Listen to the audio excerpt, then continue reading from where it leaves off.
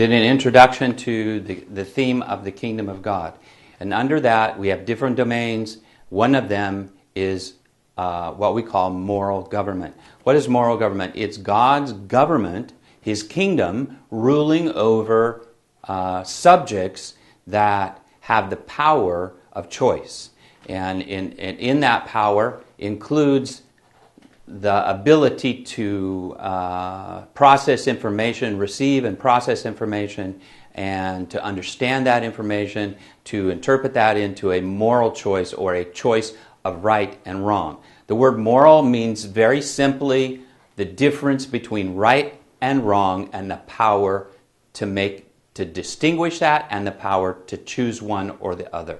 Now, it's that simple. Now, I've had a lot of people ask me why I teach moral government. And it's really simple. I teach the kingdom of God because moral government is part of the kingdom of God, and the kingdom of God is what Jesus taught, and what Paul taught, and what the apostles taught. Now, it's not something different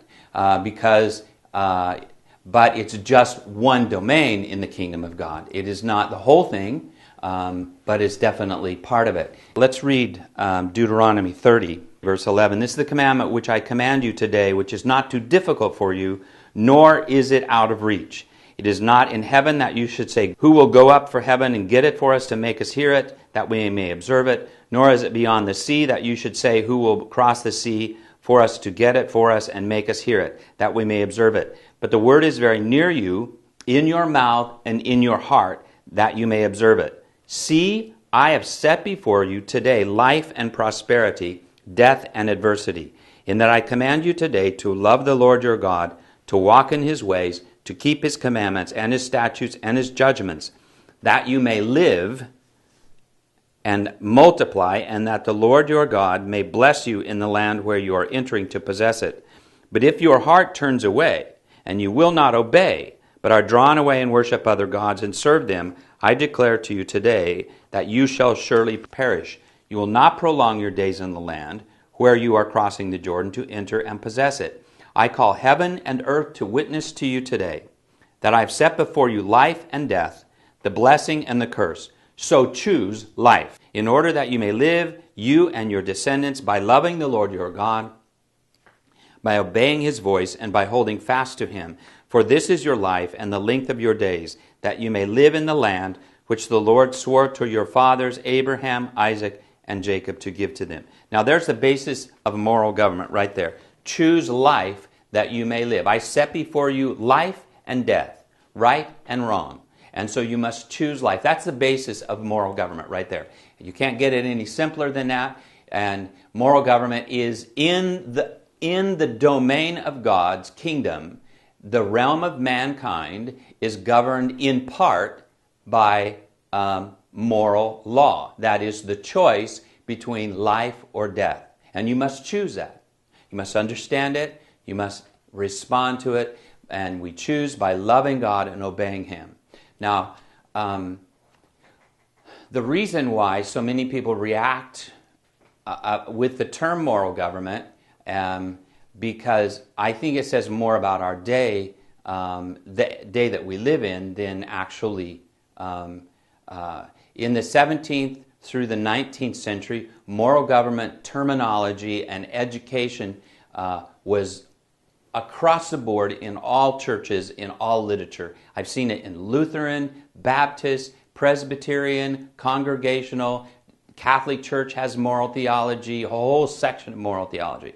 So the fact that you can look up best definitions on moral government and the kingdom of God in the moral realm is in Webster's 1828 dictionary. Very excellent definitions there that are very usable in any realm. So it's not a denomination, it's not a particular group that teaches it. Like I said, in the last 3 centuries, it was terminology that was used across the board in all churches. Now, I'm not saying everybody agreed with it or everybody defined things exactly alike. They did not. But the understanding of God's kingdom ruling over man's moral character and choices was clearly understood up until the 20th century. And in the 20th century, we quit teaching the basics of making moral decisions, which is basically the laws of nature and God's rule in nature and in man's realm through moral laws. Now, and our laws, our defining principle of right and wrong shifted from creation and nature to self-esteem and self-importance. And you find that through, even in the church educational material. The church across the board, people are talking and defining right and wrong and choices about how I feel about my choices, or how I respond to it, or how the students, how do they feel about their education, how they feel about what they're doing.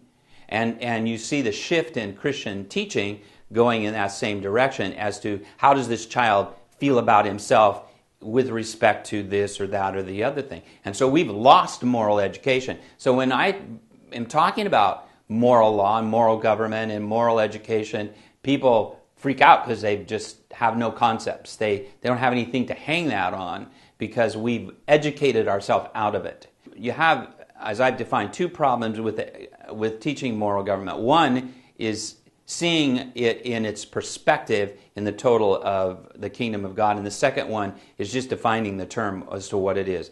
The kingdom of God is made up of several domains in which God governs over the universe. And he governs differently, and they're kind of like an accordion. They're like God doesn't govern nature by gravity and moral beings by different law. No, we're also governed by gravity, right? And by the laws of force. But the laws of physics govern my body, but they don't govern my mind. Okay? They don't govern my heart. Now, in which case God presents ideas to us, to our mind, and we make choices. Now, you cannot, it's very important, up until the 20th century, it's very important to differentiate the domain of physical government from the domain of moral government. Why? Because the physical government, to obey the physical government is just to be. It's just to be who you are. I mean, I'm sitting on a chair here. I'm not thinking about it. Gravity's holding me to this stool, and I don't have to think or choose. Okay. But in the realm of moral choice, moral government, in that domain, I have to think about what I'm doing and I have to make choices. Now, like I've said, God can interact in each domain.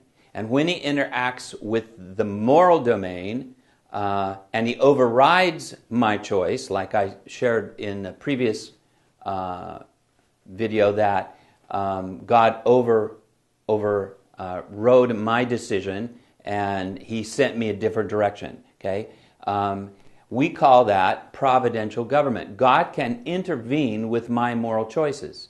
Now, in which case I'm neither right nor wrong. I'm not. It wasn't the right thing to do or the wrong thing to do. That's just what ended up happening. I ended up in a hospital in Lancaster, Pennsylvania, and that's just where I ended up. I didn't choose to go there, but I ended up there anyway. Now that changed the direction of my life and set me in a different direction. It didn't change my moral choice or my moral character. I continued to be who I was and make the choices that I made. But God can interact. Now God can also do the same things. We learn this in Daniel. Nebuchadnezzar realized that God governs in the affairs of men. God governs over the domain of mankind. And he sets up kings and he takes them down. And in every little kingdom, in a nation, God sets up the rulers and he takes them down. He moves as he wills in that realm. Now, it doesn't mean that they do not have moral choices. They do. But God can still override those choices and govern in a way that is for his purpose. Now, I have my own little kingdom. I have the kingdom of my heart, and God can also set up and take down whatever I want to do as well. He can do it in the realm of a kingdom or a nation or a state or a city or a family or a person. But that is not the normal way he does it. God lets me think and choose and study and plan my own life. The plans of the heart belong to the man, according to Proverbs 16. But God, the answer is to the Lord. I have to answer for my choices, but they're my choices for the most part. Now, I'm saying God can override those choices if he chooses to. But the fact that God can and does sometimes override my moral choices does not mean he does it all the time. And here's where I disagree, and not just myself, but those that teach moral law disagree on the one hand with the monergistic systems on both sides. Now, you're either monergistic or synergistic. Okay? Mono means one, soon means together, or govern together, or work together. Monergism is to work alone.